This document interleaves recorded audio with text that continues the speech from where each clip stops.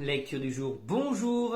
Et ce matin, on terminait le livre de Néhémie, chapitre 11, 12 et 13, et un psaume aussi, le 126.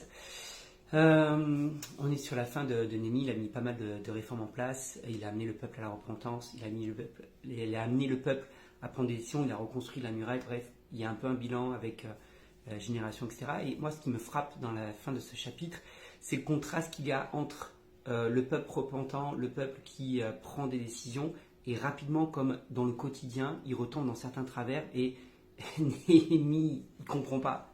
Il comprend pas, il dit mais comment ça se fait? Regardez, vous respectez pas le Shabbat, vous respectez pas la loi de l'Éternel, alors que vous êtes engagé là hier, façon de parler, hier vous êtes engagé et aujourd'hui déjà, vous ne respectez plus les choses, vous laissez les gens rentrer le jour de Shabbat, vous continuez. Il dit ça va pas du tout. Et ça me fait penser parfois au... à ce qui se passe parfois dans certains rassemblements, certains camps. On est là, il y a le Saint-Esprit qui agit, on est tout feu, tout flamme, et on donne sa vie à Jésus, on y va. Et il y a parfois l'émotion, il y a l'effet de groupe qui est là, c'est normal. Et puis paf, on revient à la vie normale, on revient chez soi, on revient dans son quotidien, on revient dans ses habitudes. Et rapidement, parfois, on oublie, pas qu'on oublie l'engagement qu'on a pris vraiment, mais on n'a pas vraiment mis ce qu'il fallait en place pour concrétiser pleinement et prendre de bonnes nouvelles habitudes. Et combien c'est important. C'est vrai que dans certains moments, on peut avoir une prise de conscience, on peut demander pardon, on peut dire oui, je te suivrai toute ma vie, et puis le quotidien reprend le dessus. Et donc, c'est vraiment réussir à avoir cette discipline de vie, ces automatismes. Et pour ça, Néhémie va être radical. Il va fermer les portes de la ville. Concernant le Shabbat, par exemple, il va fermer les portes de la ville, il va interdire aux gens, il va les menacer carrément. Il va menacer les gens qui viennent dormir à la porte de la ville. Il dit, mais pourquoi vous dormez là? Il va les menacer et il va être radical. Et ça me fait penser à une deuxième chose aussi, dans ce sens-là. Donc, tu as compris que premièrement, il faut être radical, reprendre des bonnes habitudes et installer de bonnes habitudes. Une fois que tu as pris une décision envers l'Éternel, il faut installer de bonnes habitudes et être discipliné par rapport à ça. C'est pas toujours évident, mais il faut se faire violence. Et la deuxième chose, c'est par rapport au respect du Shabbat, par exemple. Là, moi, la leçon que j'en tire, c'est que il y aura toujours des personnes qui viendront, parce que les personnes qui venaient dormir pour David, eux, ils n'étaient pas juifs, c'était juste des commerçants qui venaient pour vendre leurs trucs, toi.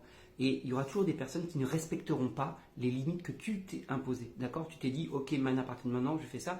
Mais il y aura toujours des gens qui viennent là. Il faut savoir être ferme.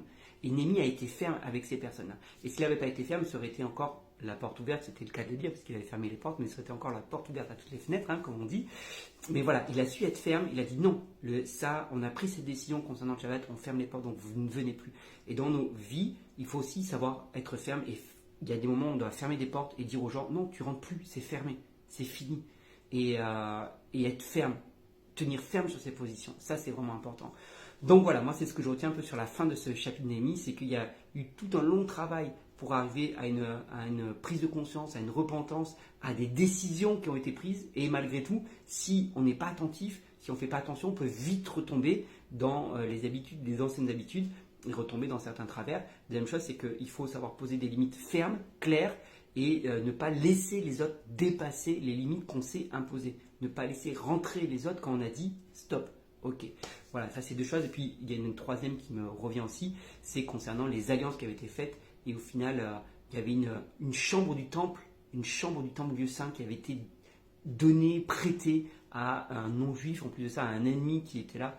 Et là, on a déjà parlé, mais avoir des portes ouvertes dans sa vie, parfois on a laissé entrer dans notre vie une alliance, quelque chose, et on l'a laissé s'installer dans notre cœur, dans l'endroit où Dieu seul devrait régner. Donc ça c'est important aussi de pouvoir identifier et de mettre fin à ce type de relation et sortir ces choses-là de nos cœurs, de nos vies.